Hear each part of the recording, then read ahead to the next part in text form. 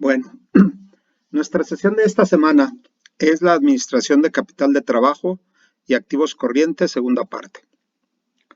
Como les mencionaba yo al principio, bueno, pues la semana pasada hablamos sobre el efectivo, ¿verdad? Que es uno de los elementos, pues no más importantes, sino es uno de los elementos que nos brindan seguridad y confianza en el sentido de que, pues miden la liquidez de la empresa.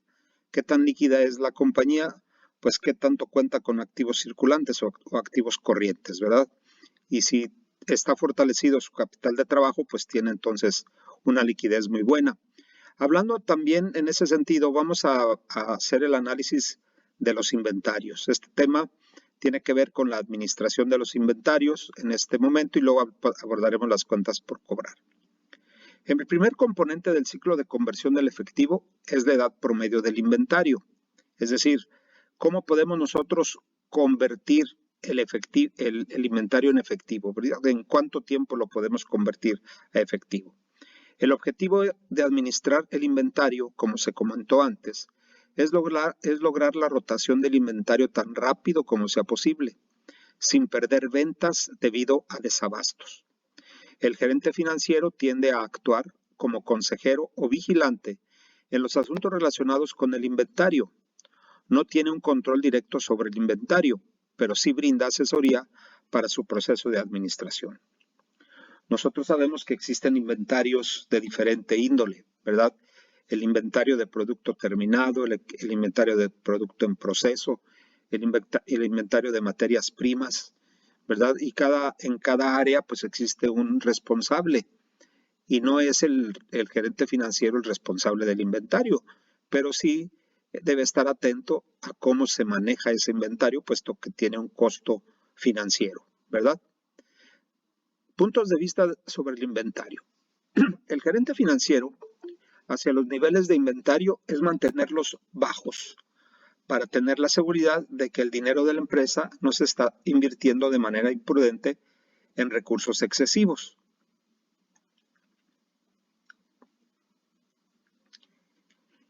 Ese es por el lado del gerente financiero, ¿verdad? El costo de mantener un inventario, pues es cuestión de análisis. Por el lado del gerente de mercadotecnia o marketing, este preferiría tener grandes niveles de inventario de los productos terminados de la empresa. Garantizaría así que todos los pedidos se surtieran con rapidez y evitaría que hubiera pedidos pendientes debido al desabasto. Ya ahí hay dos opiniones distintas conforme o con respecto al inventario. ¿Qué sucede con el gerente de manufactura o de producción? Es poner en marcha el plan de producción para obtener la cantidad deseada de bienes terminados, de calidad aceptable y a bajo costo. Para llevar a cabo esta tarea, el gerente de manufactura mantendría niveles altos de inventarios de materias primas para evitar retrasos en la producción. Además, favorecería los grandes lotes de producción para lograr menores costos de producción por unidad, lo que generaría niveles altos de inventarios de bienes terminados. El gerente de manufactura entonces pues va a procurar altos niveles de inventarios para no tener desabasto en el momento de cumplir con los pedidos que le manden y mantener siempre un stock de inventarios de producto terminado, ¿verdad? Es ahí donde entra el juego el análisis y la importancia del inventario para la producción. En el caso del gerente de compras, bueno, pues se relaciona únicamente con los inventarios de materias primas, en el caso de empresas manufactureras, pero también el gerente de compras lo hace para empresas comercializadoras, ¿no? De bienes que se van a intercambiar, los productos que llegan a las empresas, no únicamente de materias primas. Debe tener a la mano en las cantidades correctas, en los momentos deseados y a un precio favorable. Cualquier materia prima o producto que se requiera para la producción o para la comercialización. Sin el control adecuado en un esfuerzo por obtener descuentos por volumen o anticipando aumentos de precios o la escasez de ciertos materiales, el gerente de compras puede adquirir mayores cantidades de recursos de los que se requieren realmente en ese momento.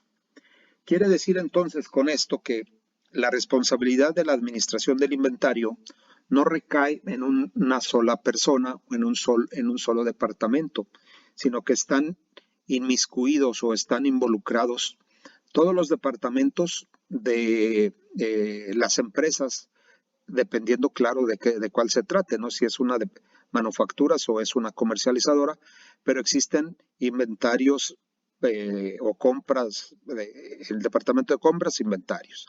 En el departamento de producción, inventarios. En el departamento de mercadotecnia, pues contar con inventarios para poder surtir los pedidos. Y en el caso que nos compete a nosotros, pues reducir al máximo o reducir al mínimo, ¿verdad? Que sería más correctamente expresarlo, el costo de los inventarios, porque los inventarios repercuten en varios aspectos financieros de la empresa, ¿verdad? Sobre todo el que tiene que ver con el efectivo. Existen varias técnicas para la administración de inventarios. Muchas de ellas son llevadas a cabo en las empresas.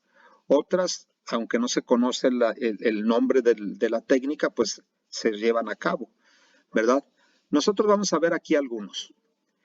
El primero es el sistema ABC.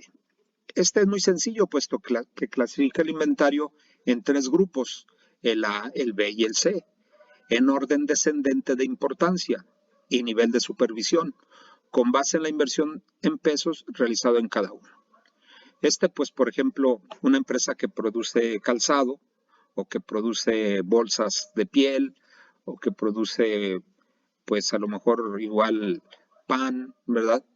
Pues el inventario se clasifica de acuerdo a su importancia. A puede ser para el que fabrica calzado, pues la piel, ¿verdad?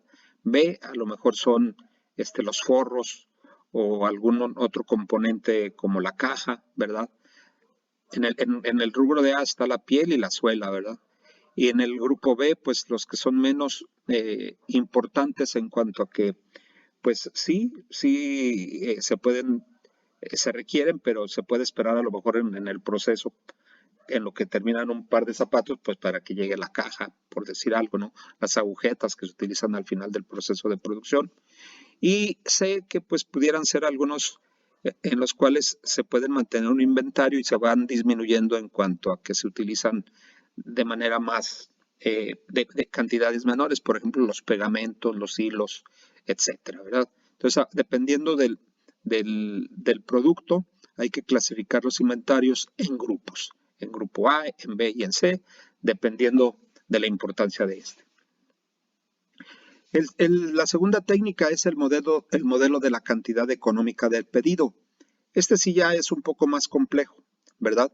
Puesto que hay que determinar el volumen óptimo del pedido de un cierto artículo. Es decir, aquel volumen que disminuye al mínimo el total de sus costos de pedido y costos de mantenimiento de existencias. El modelo excluye el costo real del artículo en inventario, es decir, no se toma en cuenta el precio o el monto en el cual se va de cuánto efectivo se va a destinar para mantener el inventario. Únicamente se utilizan 2 costos, el de los pedidos y el costo de pedido y el costo de mantenimiento de las existencias. El costo de pedido incluye los costos administrativos fijos de colocación y recepción de pedidos, el costo de elaborar una orden de compra, procesar el papeleo resultante, recibir un pedido y verificarlo contra la factura. Los costos de pedido se establecen en pesos, ¿verdad?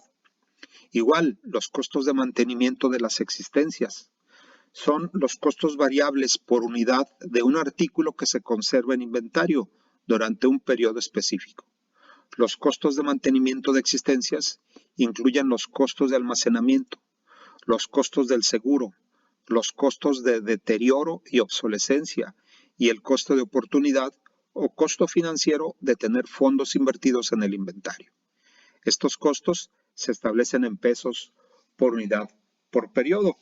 Si analizamos un poco el tema de los costos en cuanto a medir la cantidad óptima de pedido, pues resulta complejo tratar de llevar un registro preciso de estos que nos hablan aquí, ¿no? Por ejemplo, ¿cuál es el costo de mantenimiento por unidad?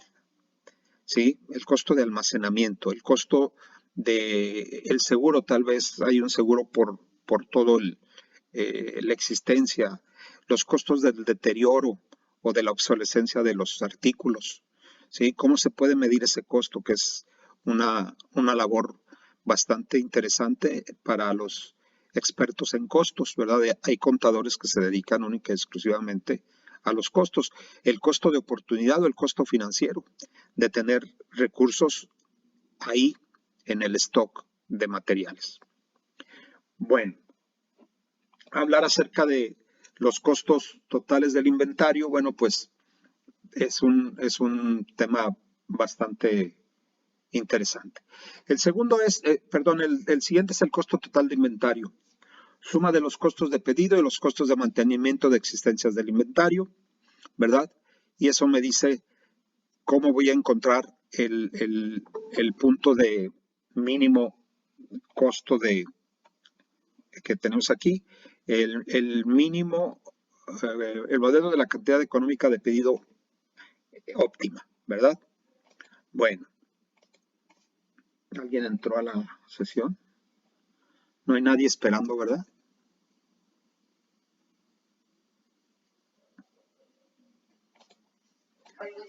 No, ok. Bueno, ¿qué entendemos por el punto de reposición? Que sería otra técnica, ¿verdad? Es el punto en el que se hace un pedido de reabastecimiento de inventario. Se expresa en días de tiempo de entrega por uso diario. Estas técnicas generalmente se desarrollan más en otras materias, como por ejemplo en la materia de métodos cuantitativos, ¿verdad? Donde se ve pues la técnica de transporte y algunas otras que tienen que ver con del punto de reposición, en qué momento se tiene que pedir el pedido, en qué momento en el tiempo, ¿sí? Entonces, este tema también es importante analizarlo cuando nos vayamos a dedicar a la administración del inventario. En este momento, y para nosotros es suficiente saber que existen diferentes técnicas de administración del inventario. Uno que es muy usado y muy comercial y que durante mucho tiempo en la década de los 2000 o finales de los 90 tuvo mucho éxito es el famoso justo a tiempo, ¿verdad? Es la técnica de administración de inventario que disminuye al mínimo la inversión en inventario, haciendo que los materiales lleguen justo en el momento en que se requieren para la producción. El detalle o el problema aquí con estos es que para que funcione el justo a tiempo, pues tiene que estar todo el eslabón, toda la cadena productiva en ese mismo canal, ¿verdad? Tan, exactamente, los proveedores deben de estar también en el justo a tiempo, porque si no, pues no va a funcionar. Y esa es una de las fallas en nuestra economía, ¿no? Que luego a veces pues los proveedores no tienen o como no comulgan con las filosofías luego de las empresas. Bien, el sistema de planeación de requerimiento de materiales es otra técnica de administración de inventarios que aplica conceptos del modelo CEP y una computadora para comparar las necesidades de producción con los saldos de inventario disponibles y determinar cuándo deben solicitarse los pedidos de diversos artículos del catálogo de materiales, ¿verdad? Existen, por lo tanto, diferentes técnicas, ¿verdad? Está la planeación de recursos de manufactura, avanzado sistema computarizado que integra datos de muchas áreas como finanzas, contabilidad, mercadotecnia, ingeniería y manufactura y genera planes de producción, así como numerosos informes financieros y administrativos. Hay una empresa muy común que es muy famosa durante muchos años, el SAE, ¿no? Creo que alguien de ustedes yo creo que lo ha de conocer más que yo, y el COI, que se llama para contabilidad, pero uno pues que maneja los inventarios. Es un sistema avanzado de software que permite pues una administración de los mismos de manera muy eficiente. La planeación de recursos empresariales, sistema computarizado que integra electrónicamente la información externa de los proveedores y clientes de la empresa con los datos departamentales de esta, de tal manera que la información sobre todos los recursos disponibles se obtengan instantáneamente para así eliminar los retrasos en la producción y los costos de control. Aquí sería cuando hablamos de una sinergia muy importante entre proveedores y empresas, ¿no? Los que abastecen de recursos a las empresas, pues también estén dentro de una planificación empresarial, grupos empresariales que lo harían de una manera más eficiente. Bueno, ¿alguna pregunta sobre los inventarios? Lo que viene en el cuestionario pues sería cuáles son algunas de las técnicas, ¿verdad? Les preguntarían el sistema ABC, el modelo de cantidad económica de pedido, etcétera. Vienen el justo a tiempo y pues aquí pueden encontrar ustedes las respuestas. Es una labor que luego se encarga mucho el ingeniero industrial, ¿verdad? El manejo y control de los inventarios. Pasemos a ver la administración de cuentas por cobrar. Las cuentas por cobrar, como sabemos, es otra parte de los activos corrientes o circulantes, ¿verdad?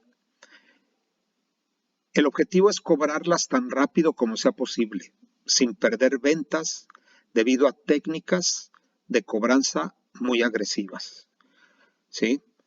El logro de esta meta comprende 3 etapas. Primero, estándares de crédito y selección para su otorgamiento. Número 2, términos de crédito. Y número 3, la supervisión del crédito. Brindar la oportunidad de que una empresa tenga ventas a crédito o bien que genere cuentas por cobrar, pues es una labor compleja, no es tan sencillo, ¿verdad? Está desde estos 3 apartados muy importantes, ¿no? ¿Cuáles son los estándares de crédito, las medidas de crédito que se van a utilizar? ¿Cómo se va a otorgar el crédito? ¿Cómo se va a hacer la selección del crédito? Los términos del mismo crédito, ¿verdad? ¿Cuáles son los descuentos? ¿Cuáles son los plazos? Y la supervisión del crédito, ¿se está pagando a tiempo? ¿Se está cobrando como debe de ser? ¿O existe mucha cartera vencida? Entonces, ahí hay varias actividades importantes en la cuestión de la administración de las cuentas por cobrar. El primero, estándares de crédito y selección para su otorgamiento. La selección para el otorgamiento de crédito consiste en la aplicación de técnicas con la finalidad de determinar qué clientes merecen recibir crédito. Este proceso implica evaluar la capacidad crediticia del cliente y compararla con los estándares de crédito de la compañía, es decir, los requisitos mínimos de esta para otorgar crédito a un cliente, ¿sí? ¿Cuáles son las 5C del crédito en la selección? Características del solicitante. Se refiere al historial del solicitante para cumplir con obligaciones pasadas, ¿verdad? Una muy usual en nuestra economía, pues es el checar o revisar cómo está nuestra situación en el buró de crédito. La capacidad del solicitante para reembolsar el crédito solicitado, determinada por medio de un análisis de estados financieros centrados en los flujos de efectivo disponibles para enfrentar las obligaciones de deuda, ¿verdad? No todas las empresas pues a lo mejor tienen estados financieros disponibles y muchas de las veces cuando les pide uno a la empresa que le proporcione esos estados financieros, pues son renuentes, ¿verdad? Pero pues son muy importantes para medir los flujos de efectivo de esta, su capacidad de endeudamiento y sobre todo pues la solvencia que tenga para poder cubrir con esos compromisos. El capital, la deuda del solicitante en relación con su capital patrimonial. Si una empresa tiene un capital patrimonial por 1 millón de pesos o 2 millones de pesos y solicita a lo mejor un crédito por 10 millones de pesos, pues prácticamente está fuera de orden, no hay una congruencia entre la deuda del solicitante en relación con su capital patrimonial. Es importante analizarlo. Colateral. El monto de activos que el solicitante tiene disponible para garantizar el crédito. ¿Cuáles son esos activos que tiene el solicitante? Bueno, pues puede ser el efectivo, puede ser las cuentas por cobrar que esta empresa tenga, los inventarios que maneje, ¿verdad? Igual por ahí hay algunos activos fijos que también pueden responder para garantizar un crédito, la maquinaria, el equipo de transporte, etcétera. Número 5, las condiciones. Esto es, las condiciones económicas existentes, generales y específicas de la industria y cualquier condición peculiar en torno a una transacción específica. Nosotros sabemos que en las empresas que hacen operaciones con algunas empresas públicas, como sería el caso de Pemex, al momento de comprar la gasolina, pues las condiciones eran puro contado, ¿no? Entonces ahí, pues las condiciones económicas existentes y generales y específicas de la industria, pues determinan si va a haber o no crédito, oportunidades de que se den. O bien en épocas de inflación, alta inflación, se espera incremento de precios, elevación en las tasas de interés, a lo mejor devaluaciones que pueden perjudicar en un momento dado a las personas que hayan recibido un crédito o que quieran solicitar un crédito. Entonces hay que analizar las condiciones que se presentan, ¿verdad? Entonces esas 5 C son importantes. Las características del solicitante, su capacidad, el capital con que cuenta, ¿sí? El aspecto colateral y las condiciones económicas y financieras existentes en la economía principalmente.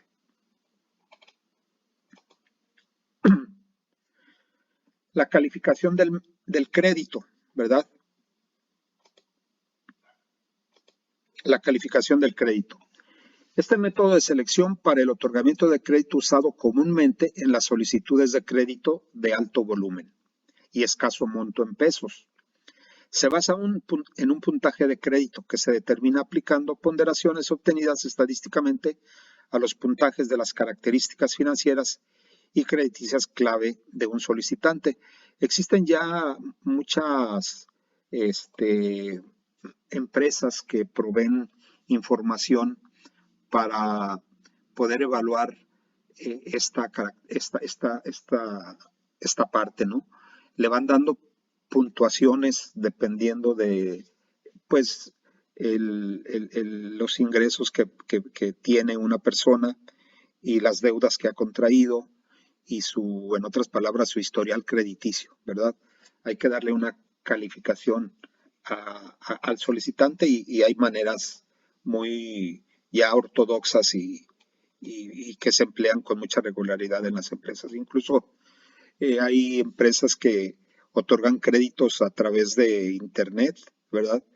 Esas empresas que vienen a hacer lo que los bancos no han podido resolver, que es brindar oportunidades de crédito a una mayor cantidad de solicitantes, ¿verdad? Porque pues por eso tienen éxito aquellas empresas como las que les menciono que aparecen en el Internet o como las casas de empeño o alguna otra financiera, ¿verdad? En el caso de las empresas para otorgar créditos, pues también se limitan mucho, ¿verdad?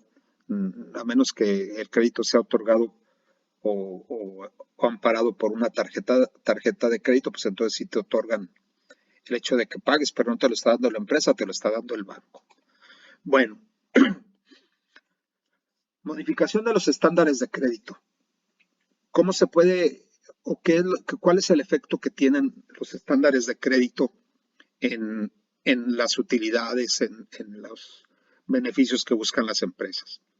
En ocasiones, la empresa considerará modificar sus estándares de crédito en un esfuerzo por mejorar sus rendimientos y crear más valor para sus propietarios. Como muestra, considere los siguientes cambios y efectos en las utilidades que se esperan de la relajación de los estándares de crédito. Si los estándares de crédito se hicieran más estrictos, se esperarían los efectos contrarios a los que muestra esta tabla. Por ejemplo, el volumen de ventas. ¿Hay un aumento en los estándares de crédito? Bueno, pues hay un efecto positivo en las utilidades, ¿verdad? Es decir, si hay una relajación en los estándares de crédito, las ventas aumentan. Por lo tanto, hay un efecto positivo en las utilidades. La inversión en cuentas por cobrar. Por lo tanto, como hay una relajación en los estándares de crédito, aumentan las cuentas por cobrar. Y eso trae un efecto negativo en las utilidades, ¿verdad? No toda política va a traer los efectos positivos del todo. Hay efectos positivos y negativos y hay que evaluar cuál es el que es más conveniente. Gasto por deudas incobrables. Como consecuencia de que hay un relajamiento en los estándares de crédito, bueno, pues los gastos por deudas incobrables aumentan, ¿verdad?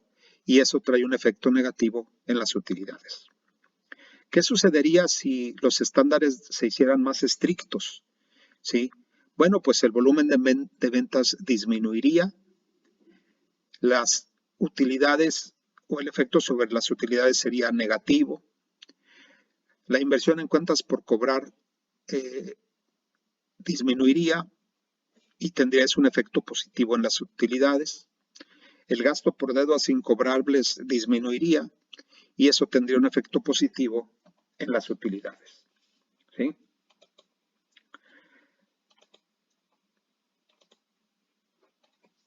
Los términos de crédito. Si tienen algún comentario, alguna pregunta. 5 compañeros en clase. Bueno. Los términos de crédito. Ustedes han escuchado mucho estas expresiones, ¿no? Los términos de crédito son las condiciones de venta para los clientes a quienes la empresa otorga un crédito.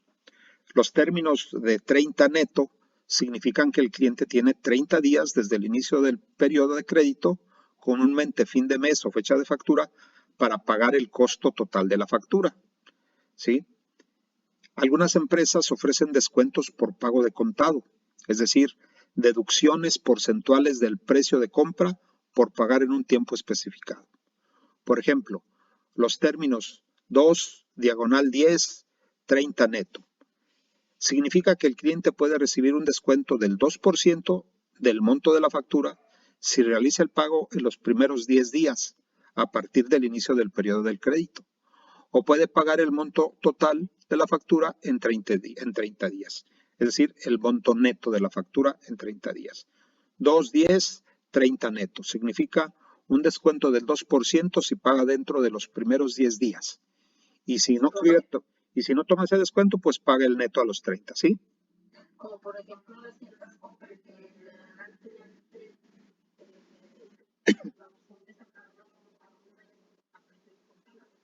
a precio de contado. Sí, ahí sería neto 30 días, ¿verdad?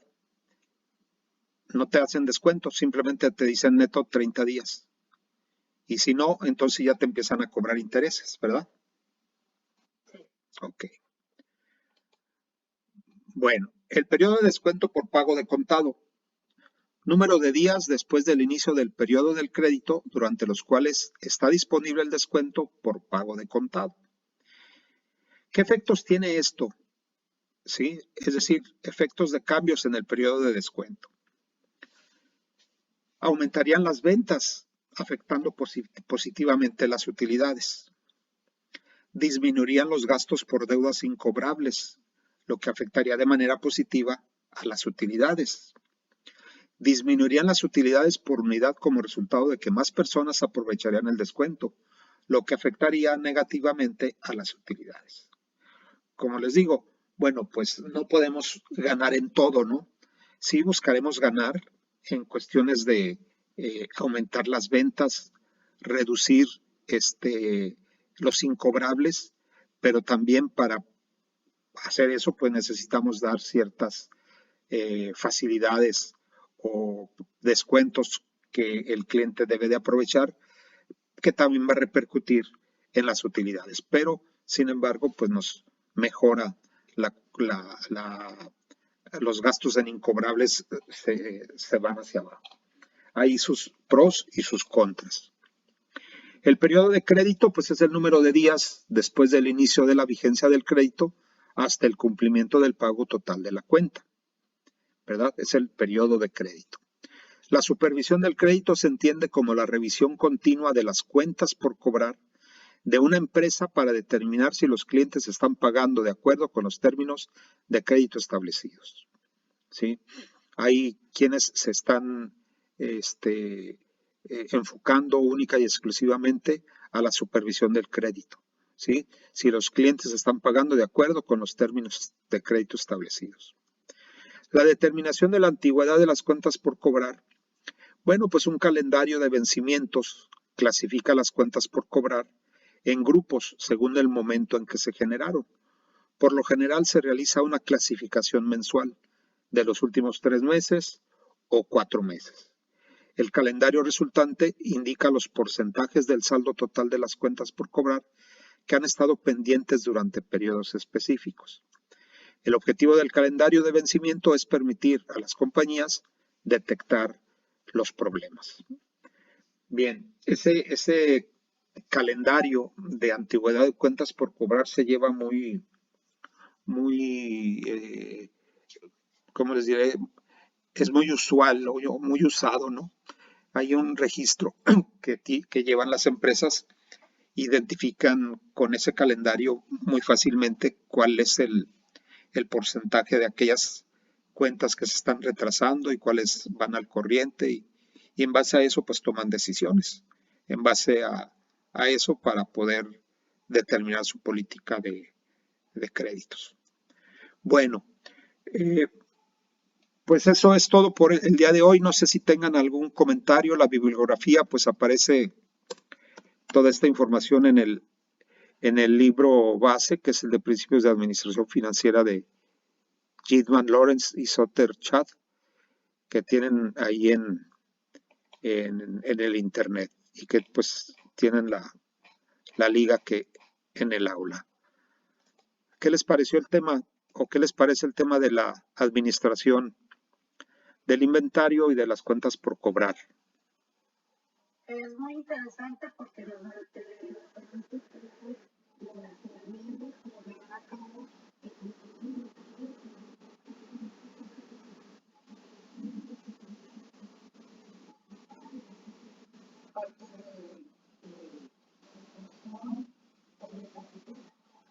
Sí, bueno, a veces el capital se pone en riesgo, ¿verdad, Laura?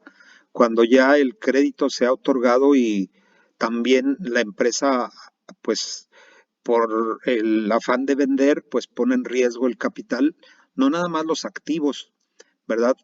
En el sentido de que los inventarios o el efectivo para poder seguir trabajando, sino el capital, como tú lo mencionas. Acuérdate que el capital lo hacemos referencia a lo que a lo que sostiene una empresa, ¿no? Y eso, pues, a final de cuentas, no se puede poner en riesgo tan fácilmente por los créditos. Muy bien, Eduardo. Sí, buenas tardes. Buenas tardes.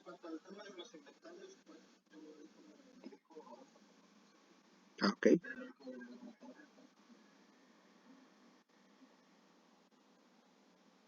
Ujú.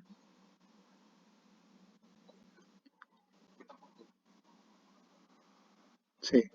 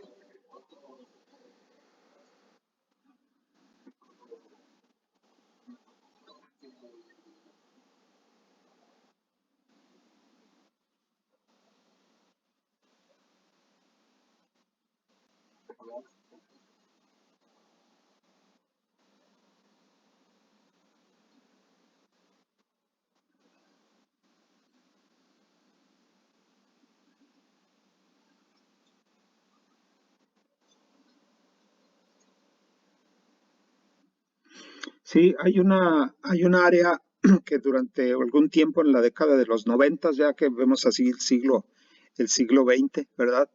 Que funcionó mucho, que se conoce como el factoraje. Sí, esas empresas parece que están nuevamente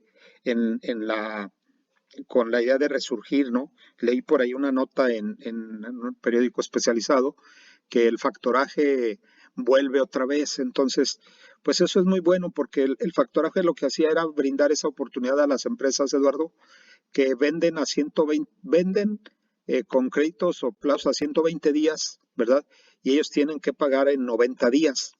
Entonces pueden hacer uso del factoraje, las facturas que les van a pagar en 120 días, descontarlas a los 90 días, es decir, 30 días antes, ¿verdad?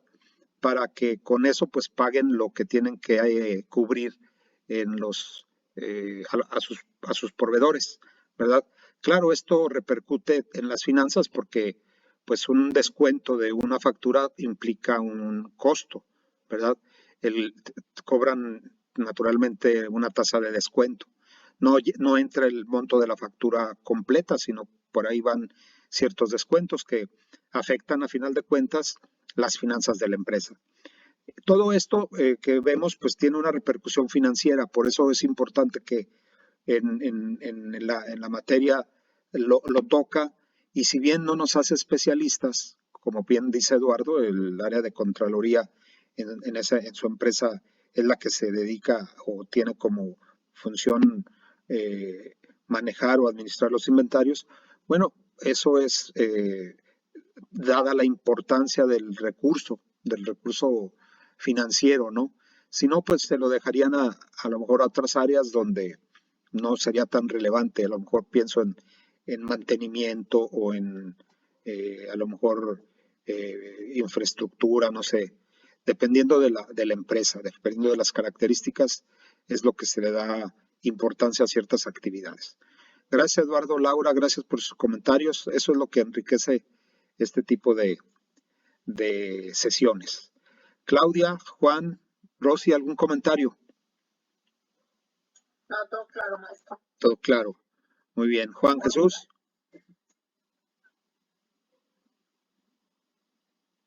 se quedó ahí en stand-by. Claudia,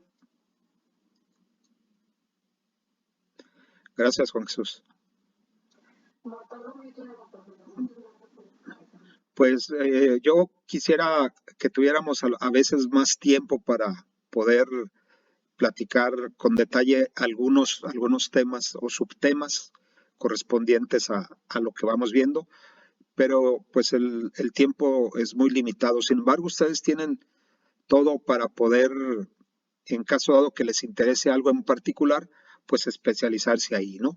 Esa es una de las eh, bondades que tiene el ser estudiante universitario, no porque van a terminar una licenciatura y la licenciatura es tal, pues voy a dedicarme 100% a eso, sino, bueno, ahí hay especialidades y yo creo que en las materias que ustedes están cursando, pues pueden encontrar algo que les interese más, ¿verdad? A lo mejor alguien se va por el área del recurso humano, alguien por la mercadotecnia, a lo mejor la publicidad, y algunos otros pues las cuestiones financieras y otros más por las cuestiones del control de los inventarios, ¿verdad? O del crédito, en otras palabras. Bueno, jóvenes, pues agradezco mucho su asistencia el día de hoy. Espero les sea de utilidad para que presenten su cuestionario, que creo que sí, con el material que tienen van a poder contestarlo muy fácilmente. Y nos vemos el próximo martes, ¿verdad?